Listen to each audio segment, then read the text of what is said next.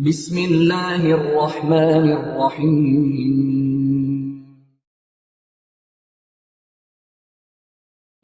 Assalamu alaikum wa rahmatullahi wa barakatuh. Since September 2019, the Islamic Education Trust Human Welfare Department has positively touched over 6,500 lives through its intervention program, the food aid program, the financial aid program, Qurbani meat distribution during Eid al-Adha, Widows Empowerment Program, the Orphan Care Program, and the Tree Planting Program.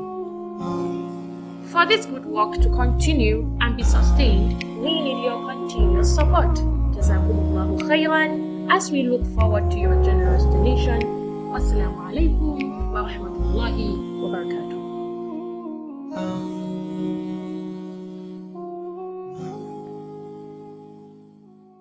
Bismillahirrahmanirrahim. Assalamu alaikum wa rahmatullahi wa barakatuh. You are all welcome back from the break.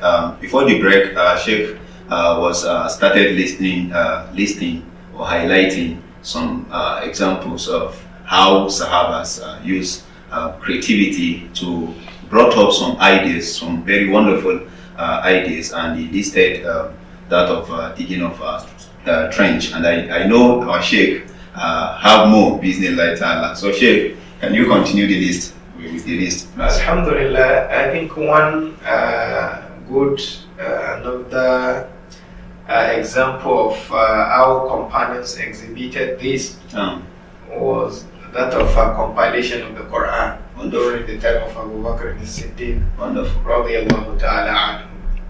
You know, during the time of Prophet sallallahu alaihi wasallam, they relied on people who memorized Hafadatu al-Quran, and also some part of Quran were written also in leaves, in skins, and the like. So during the time of Abu Bakr as-Siddiq, about the early time of Abu Bakr as-Siddiq, after the Battle of Yamama, which was a battle between Muslims and Musaylimat al-Kadhdhab, a number of memorizers of Quran were killed. And on this, because of that, Umar radiallahu ta'ala anhu came and suggested to Abu Bakr as-Siddiq, saying, you see what has happened. I'm afraid that we continue this way and a lot of people who memorize Quran will die, and definitely they go with the Quran. So can we compile the Quran? Can you compile the Quran? Of course, at the beginning it was like a tough for Abu Bakr as-Siddiq to accept that a creative idea. Why? Because he has his reason that the Prophet didn't do it, and that's why even while emphasizing the importance of creativity, even in Islam, in responding to a number of issues also, one also should be looking at that, the concern of Abu Bakr, the concern innovation. In Islam, creativity is good, but innovation in deen is bad.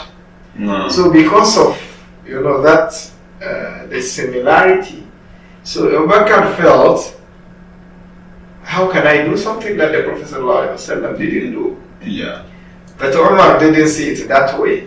That he felt this is not like a deen, it's just a means to protect us, to safeguard deen. And he kept repeating until later Abu Bakr also adopted that creative idea. So the Quran was compiled, alhamdulillah. The second compilation also during the time of Uthman radiallahu ta'ala anhu was also part of it. And the companions stick to how it was during the time of Prophet sallallahu alaihi wasallam. There wouldn't have been what we call Islam today, because Islam, our main source is the Quran and Karim. It is not protected. Islam, cannot be protected. So this is one example. Also during the time of Umar radiallahu ta'ala, another creative idea was that of Baytul Mal, the Muslim treasury. because of expansion of the city and because of the increased number of Muslims and a lot of people paying zakat and a lot of money gathered, wealth gathered from battles and some of the futuhat. So they felt the need to have a house where some of this property will be kept. It was a creative idea brought by Umar radiallahu ta'ala anhu and many others. Salary of Muslim soldiers. Umar also during this time tried to put the soldiers on salary, compiling their names. MashaAllah. Compile the names of the Umar. That was not there during the time of Prophet sallallahu alaihi wasallam. He did that one to be more organized. MashaAllah. And he laid that foundation. And also, even if you look at a number of verdicts as some of the companions did, and one thing that it's good to mention here is most of these companions, as we said, how to develop one's creativity and how to come up with creative ideas is tied to the level of openness of the leader and also consultation and also questions. And you see some of these companions, like between Abu Bakr and Umar, it was more like consultation, and other companions also had about that and they approve of that. And many other innovative ideas brought by some of the Khalifs were as a result of consultation between them. In fact, Abu Bakr, whenever some things happen that he felt this is new, it didn't happen during the time of Prophet, he has to gather, he will just call the companions, come together, let's talk, let's discuss this issue. So that's how a leader can develop this skill in him. So we see a number of verdicts also issued during the time of the companions that could be regarded as a result of their creativity. One, we must have heard about a case in Yemen, Sana'a, that happened where a lady connived with a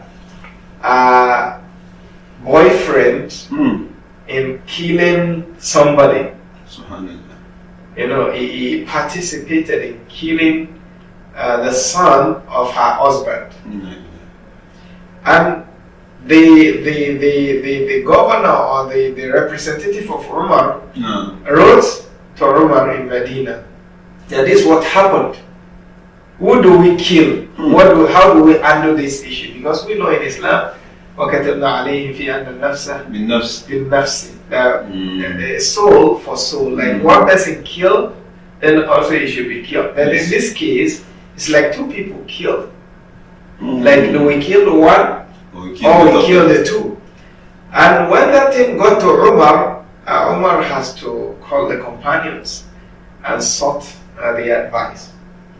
Then Ali radiallahu ta'ala anhu said, Ya Umar, okay, what will you say if a group of people they killed or they stole animal like cow, and this one they shared it among them?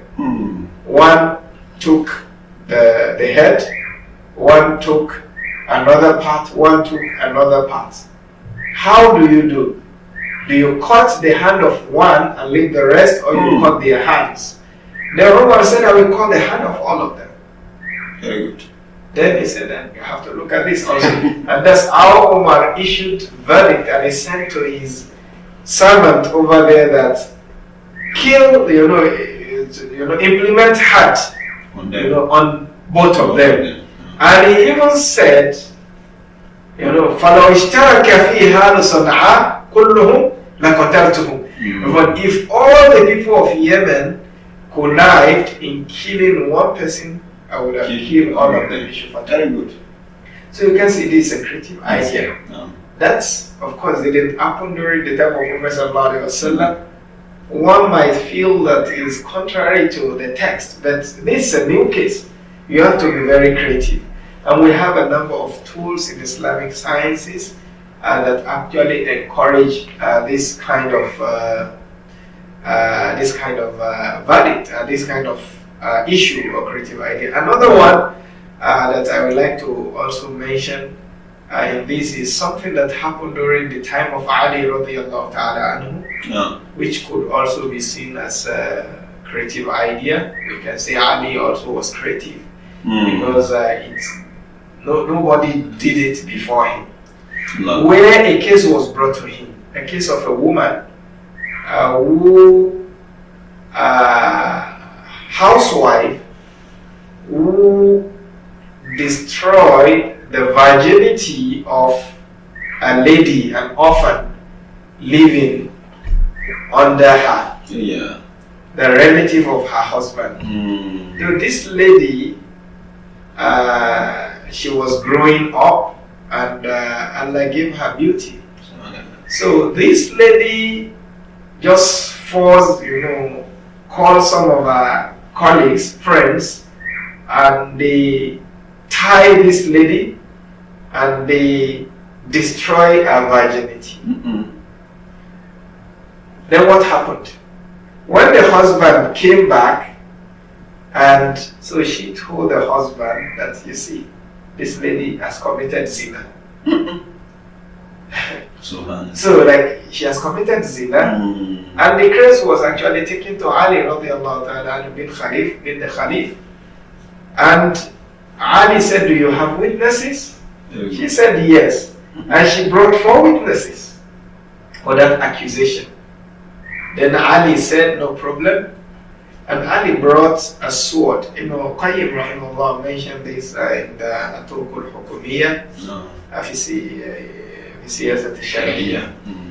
So Ali brought a sword at the center, and he kept, talking to this lady, like, is that how this happened? Is it really true? She said yes. Now, no problem. Then Ali called all the 4 witnesses, and he put all of them in separate places. It's an innovative idea. Put them in separate places. Lock them there. And after he has reached agreement with this lady, the one that actually accused the orphan, and she insisted that yes, she had committed that zina, and said no problem. Ali sent her home, and Ali now called all the 4 witnesses separately. Called number 1 to the center, kneel down before her, said, you see the sword. Please, if you tell lie, that lady already, she has confessed, and I've released her to go home. If you tell lie, the consequences of that, I think you see the sword. I want you to tell the truth. And then the witness number 1 said, honestly, this lady, this orphan, didn't commit any zina. So she only did that so that, because she perceived that she's very beautiful, and the husband may later marry her. So in order for that not to happen, she tried to just do that. Thank you. Ali took her back to the room, brought the second witness. She also confessed that honestly, this lady didn't do that, and just they tried to just destroy the virginity in order to do this and that. The third person, the fourth person. That's what happened. So what we are trying to say there, at the end of the day, of course, Ali gave verdicts, that the husband should divorce that lady, and he married this orphan to that man. So what we are trying to point to here is this creative idea. The creativity in trying, trying to fish out the truth, and try to, without, the usual way is just to say, okay, 4 witnesses are there, and 2. They say you did it, and punish the lady. But because things have changed between the time of Ali and Omar, decades, right? So that's why Umar Ali, so he devised this means of actually ensuring that justice, is established. So these are some of the ideas or these are some of the verdicts that I think one could say that some of the companions issued during their time, which exhibit their level of creativity. And which I think even our scholars, because we say leadership is not confined in political leader only, whether somebody at home, a father, or somebody heading organization, or even the imam, scholars, they have to be creative in the verdict they give sometimes, because we have to recognize that we are living in another era without, of course, changing certain things that are unchangeable in religion. That certain things are unchangeable, so that we don't mix up while trying to emphasize the importance of creativity. Also, we bring the innovation that is blameworthy in Islam. So I think this is, the little we can say about this. Jazakumullah khairan. Thank you very much, Sheikh Ismail. We are really we are grateful for the presentation. Very clear. You can see from the point he started, he was able to give us a definition of innovation, and he said doing things differently from how people used to do it. So that ability of you to think out of the box, to do things differently, is what creativity is all about. And the second phase of his presentation, he also raised the issue of where do we need this creativity. And I like what he said, that we need it in all spheres of our life, being it in academics, being it in your relationship with people. How do you create, how do you innovate things that will make people at least be happy with you and promote the cause of Islam? And the other thing you also discussed, what are the ways in which you are able to achieve creativity? He raised the issue of curiosity, wanting to know more, openness. He also raised the issue of consultation and others. He raised many things. And last but not the least, the issue of how this creativity is exhibited in the life of the Prophet ﷺ and the companions, which he listed a number of them. Jazakumullah khairan. We are grateful for that presentation, and inshallah, because of time, we are going to stop here. Our viewers, Jazakumullah khairan for being there for us. Thank you very much. Assalamu alaikum wa rahmatullahi wa barakatuh.